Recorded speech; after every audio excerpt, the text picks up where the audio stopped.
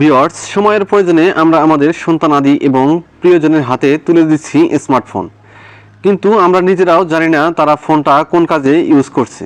অনেক সময় দেখা যায় যে তাদের কাছ থেকে ফোন নিলে ডায়াল কলে যেগুলো নাম্বার থাকে সেগুলো কিন্তু ডিলিট করে দেয়। এই জন্য আমরা কিন্তু ডায়াল কলে যে নাম্বারগুলো ছিল বা কার কার সাথে কথা বলেছে সেটা কিন্তু আমরা আর দেখতে পারি না।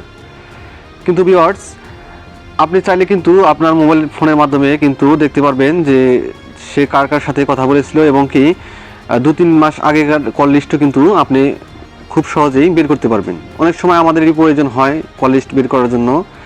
আপনি কিন্তু চাইলে এইভাবে কাজটা করতে পারবেন। তো ভিউয়ার্স, ভিডিও শুরু করার আগে একটা রিকোয়েস্ট, ভিডিও নিচে লাইক বাটনে একটি লাইক দিয়ে দিবেন আর অবশ্যই আমাদের চ্যানেলটিকে সাবস্ক্রাইব করে দিবেন। তো ভিউয়ার্স, এটা করার জন্য আপনাকে ছোট্ট একটি অ্যাপস ইনস্টল করতে হবে। তো অ্যাপসটা আপনি গুগল প্লে স্টোরে পেয়ে যাবেন। তো এখান থেকে আমি গুগল প্লে স্টোরে চলে যাচ্ছি। যাওয়ার পর এখান থেকে সার্চ বারে লিখবেন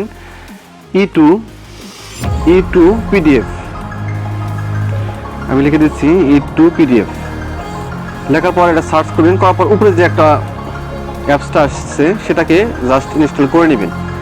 তো আমি সময় বাঁচানোর জন্য আগে ইনস্টল করে রেখেছি, তো আপনারা ইনস্টল করে নেবেন। তারপর এখান থেকে ওপেনে ক্লিক করবেন। তারপরে এরকম একটি ইন্টারফেস শো করবে। তো এখান থেকে আপনি চেকিং টু কন্টিনিউ যে আছে সেখানে চেকিং টু কন্টিনিউ এখানে ক্লিক করে দিন। যাওয়ার পর এখানে এরকম ইন্টারফেস শো করবে। তো এখান থেকে দেখতে পাচ্ছেন ব্যাকআপ অ্যান্ড রেজিস্টার। তো এখান থেকে আপনি SMS বা কল যেটাই রিসিভ করতে চান সেটা কিন্তু করতে পারবেন। তো এখান থেকে আমি কল লগ যে আছে সেটাকে সিলেক্ট করে দিচ্ছি, যেহেতু আমি কল হিস্টোরি বের করবো। তো এখান থেকে আপনি যে ফাইলটা সেভ করবেন সেটা কিন্তু PDF আকারে হবে। তো এখান থেকে আপনি PDF এর নামটা দিয়ে দিবেন। তো এখান থেকে আমি PDF ফাইলটার নাম দিয়ে দিচ্ছি। দিয়ে দেওয়া শেষ হলে আপনি এখান থেকে ক্রিয়েট কল লগ ব্যাকআপ এটা এখানে ক্লিক করে দিবেন। দিলে কিন্তু আপনার যে ডকুমেন্ট ফাইলটা বা PDF ফাইলটা সেটা কিন্তু সেভ হয়ে যাবে। তো তারপর কিন্তু আপনি চলে যাবেন এখানে, আবার সেভ যে ফাইল আছে এখানে ক্লিক করে দিবেন। যাওয়ার পর আপনি চলে যাবেন ব্যাগে, একটু ব্যাক করে আপনি চলে যাবেন আপনার ফোনের ফাইল ম্যানেজারে। তো এখান থেকে আমি ফাইল ম্যানেজারে চলে যাচ্ছি। যাওয়ার পর এখান থেকে আপনি ডকুমেন্ট যে ফাইলটা আছে সেখানে সিলেক্ট করবেন ডকুমেন্ট ফাইলে যাওয়ার পর এখান থেকে আপনি যে নাম দিয়ে আপনার PDFটা সেভ করেছেন সেটাকে এখান থেকে খুঁজে বের করবেন। এখান থেকে আমি খুঁজে বের করতেছি। তো ভিউয়ার্স, আমি কিন্তু আমার সেই PDFটা পেয়ে গেছি। তো ভিউয়ার্স দেখতে পাচ্ছেন এখানে কিন্তু অনেক ছোট ছোট করে লেখা আছে।